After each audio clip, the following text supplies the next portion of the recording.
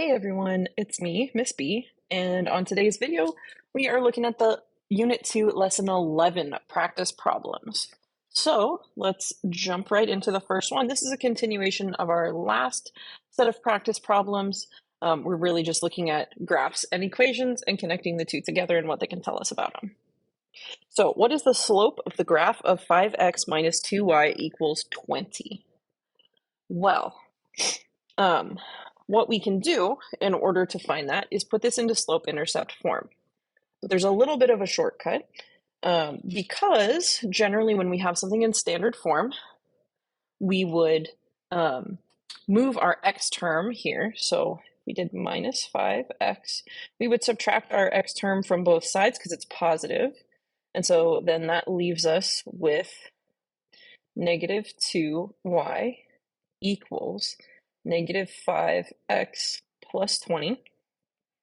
And then we would divide by the number in front of the y, or the negative 2, on everything here. So we would have y is negative 5 over negative 2 makes positive 5 over 2. And then positive 20 divided by negative 2 makes negative 10. So this would be 5 over 2.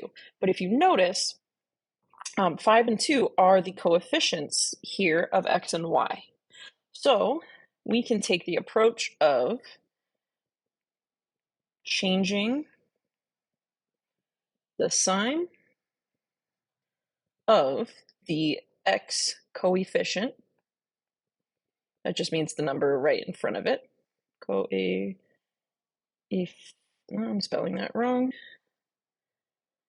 Coefficient. And then after you change the sign of it, you're going to divide by the y coefficient.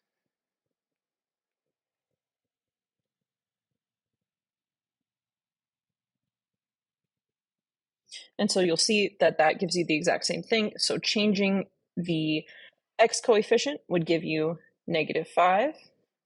Divide by negative 2. That would still reduce and give us positive 5 over 2. So that's a little bit of a shortcut, and it's just based around how we would change something from standard form into slope-intercept form.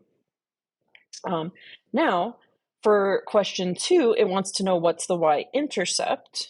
Now, if these are in slope-intercept form, that's easy. Like this first one here is 0, 2, because it's already in slope-intercept form. Our second one, though, is in standard form, and so there's another shortcut related to this question up here. You'll notice that this 20, the only thing that happened to 20 is it got divided by the y coefficient. So as long as it's in standard form, we can take the number on the right, and we can divide by the y coefficient. So that would be 30 divided by, and in this case, the coefficient on y is 5. So that makes 6. So then our our y-intercept is 0, 6. So a little bit of a shortcut. It's based on changing something from standard form into slope-intercept form. Okay, now the very last one, this is actually in point-slope form, which is not a format that I've addressed with my class, but we're going to put it into a form that we know. So let's distribute this 2. So we'll still have y minus 6, but on the right-hand side, we will now have 6x minus 8. So this is only one step away from actually being in slope-intercept form. And in order to do that, I'm just going to add 6 to both sides. So now we'll have y equals 6x minus 2. And that means that we will have 0, negative 2 as the y-intercept for this one. So when you have something like that in point slope form, you can multiply out by that slope. Or is that even point slope form? It looks very similar to it, but it might not be it exactly. Because I believe we should just have the x on the outside. Yeah, so I was mistaken even saying that. We just want to turn it into either a standard form or slope-intercept form, so we're able to find our equation or our information that way. That brings us then to question 3. Han wanted to find the intercepts of the graph of the equation 10x plus 4y equals 20. He decided to put it in slope-intercept form first, and here is his work. Okay, so looks like he's subtracting 10x from both sides.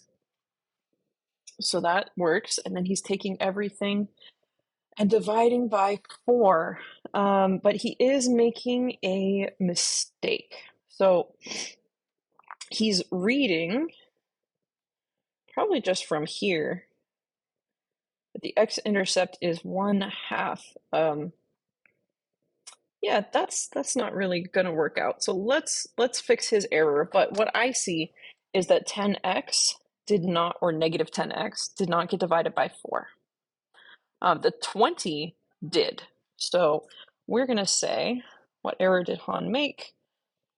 He did not divide negative 10x by 4. So what are the x and y intercepts of the line, and explain or show your reasoning? Well, I can do the x and y intercepts without putting something in slope-intercept form, and that's why I prefer to do this way. So if you plug in 0 for x or for y, and then solve the equation, it'll give you the value of the other number.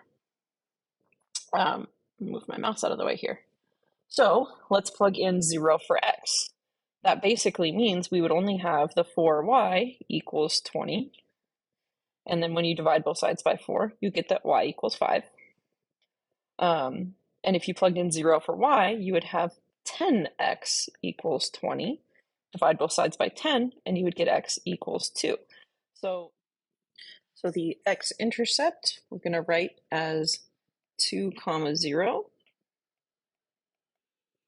And the y-intercept would be 0, 5.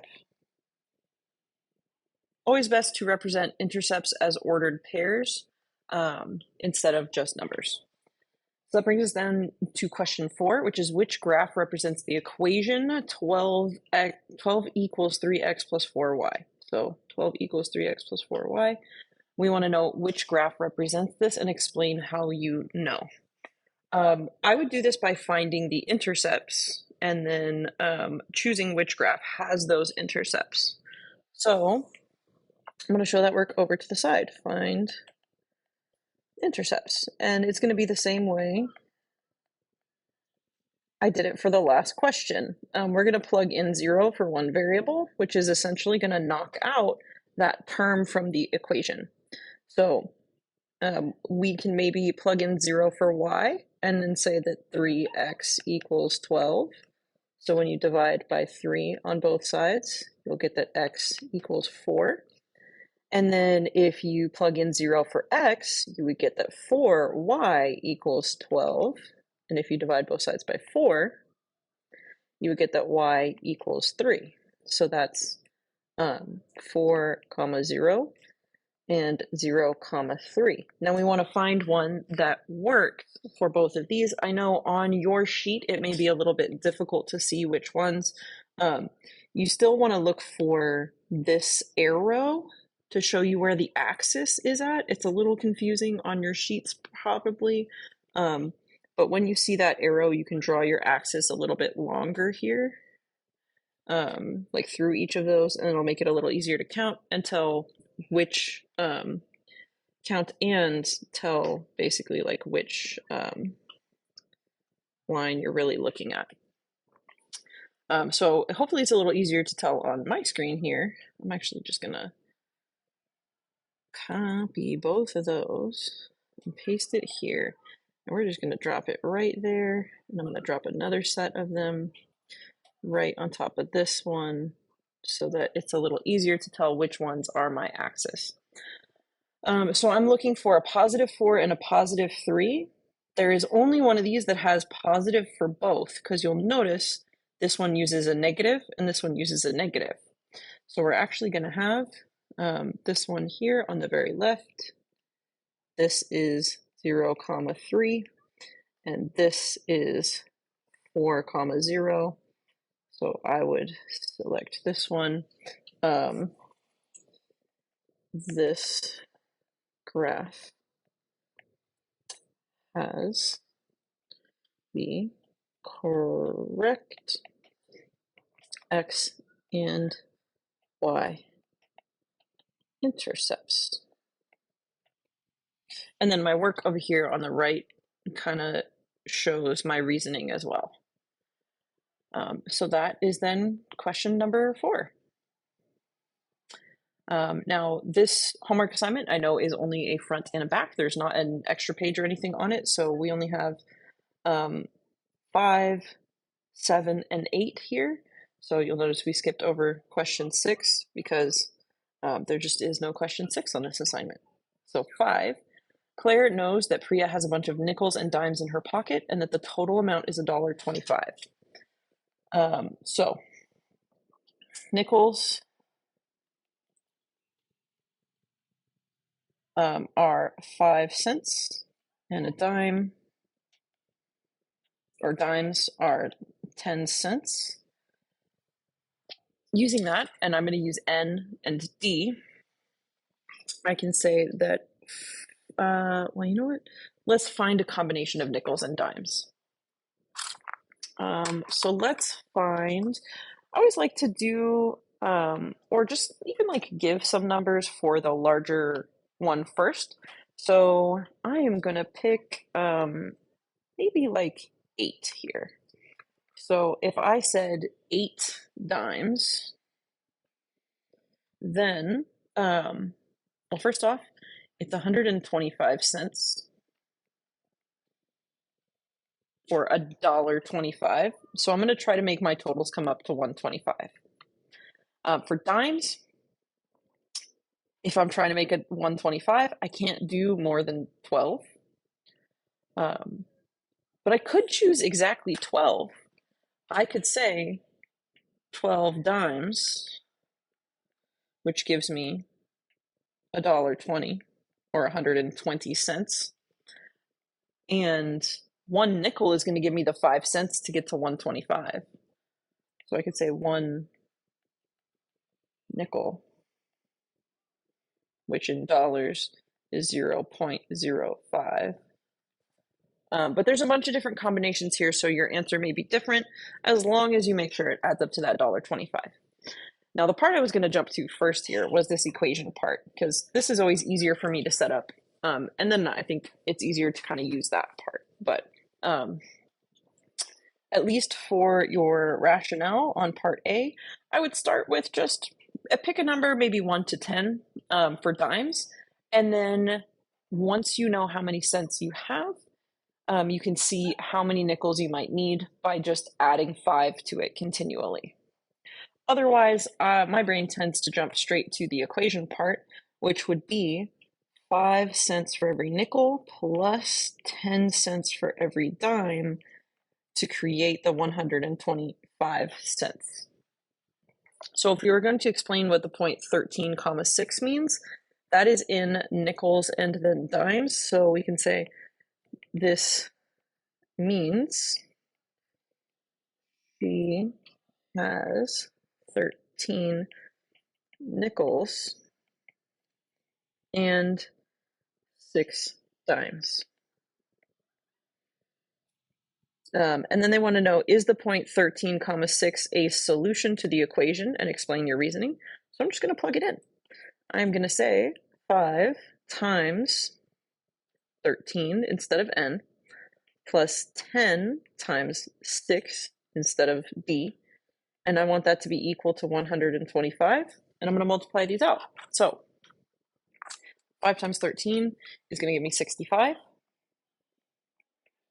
and 10 times 6 is going to give me 60.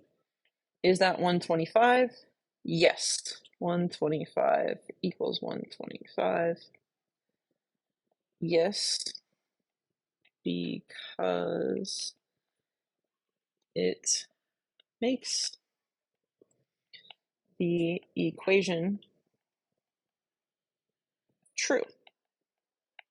And it just makes the equation true because then 125 equals 125 after we plug it in. And that's it for question 5. Let's move to question 7 here and then question 8 and we'll be done. So this graph shows how much money Priya has in her savings account based on the weeks after she starts saving on a regular basis. So their first question is how much money does she have after 10 weeks? So we're going to find weeks of saving and then go to 10. Follow this all the way up, and that's going to be this point right here. Follow this number over, and that looks to me like she's going to have $320. And we got that from the graph. So how long did it take her to save $200? So how long is how many weeks? And so we're going to start then at the 200. So I'll do this part in red just so that you can see where I'm going from. So how long? That's the question, is how many weeks? And she's saving $200. So we're going to start at 200. Go over here to our line, find that intersection, and then read downwards for our number of weeks, which is 5 weeks. Okay. Question C says, how much money did she have in her savings account when she started to save regularly? So they told us that this graph represents the number of weeks after, it's weeks after she started saving on a regular basis. So this starts right when she starts saving on a regular basis. That means they are asking us how much money did she start with in her bank account. So I'm going to say that's this one right here, and that looks to me like it's $80. So I would say when she started to save regularly is going to be $80. Then they said, write an equation to represent the dollar amount in her savings account and the number of weeks saving. Be sure to specify what each variable represents. Well, since they have vertical and horizontal axis here, I'm going to say that the horizontal is X and the vertical is Y. So I am going to say X equals weeks and Y equals dollars. If she started with $80, we can say Y equals, and we're going to use slope-intercept form. Her intercept is that 80, but we want to know how much she's saving each week, so we need to figure out the slope of this line. And it looks like we can kind of count our slope right here, because we go from 80 to 200. So we're going up 1, 2, 3. I'm going to do this maybe with a different color pen. Let me see if I can get, like, I have like a green color here, so I can go up 1, 2, 3, and then I can go over 1, 2, 3, 4, 5. So this is plus 5 weeks in that direction. Now, if I'm going up 3, each of these boxes are worth a certain amount. They look like they're 40. So 40 times 3 is 120. So this is plus 120. So we are going to do 120 over 5. So our slope is 120 divided by 5.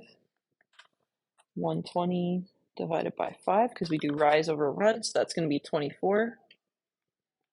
And that is going to be the 24. So it's our slope here for our equation. I just like to show where things come from and try to color coordinate when I can. There we go. So let's erase a little bit there. Go. Okay. So that's all for that question.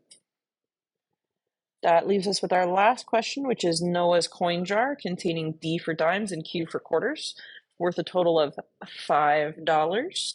Now $5, we want to select all equations that represent this situation.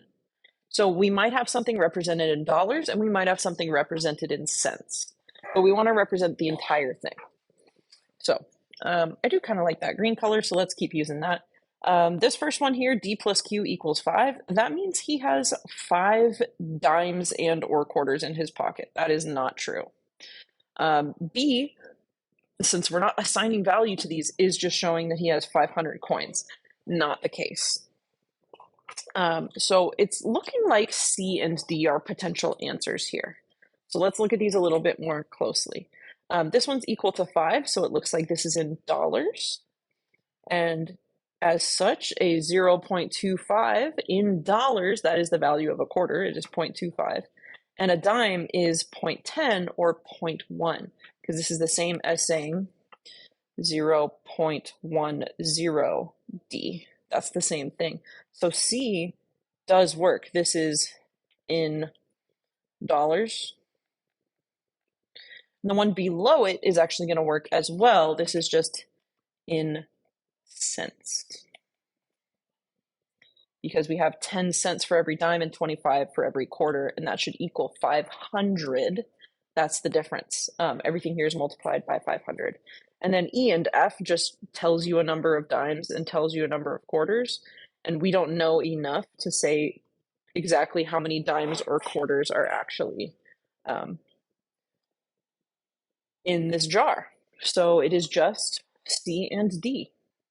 And that is going to be this entire assignment. So hopefully some of my explanations helped or made it make some more sense.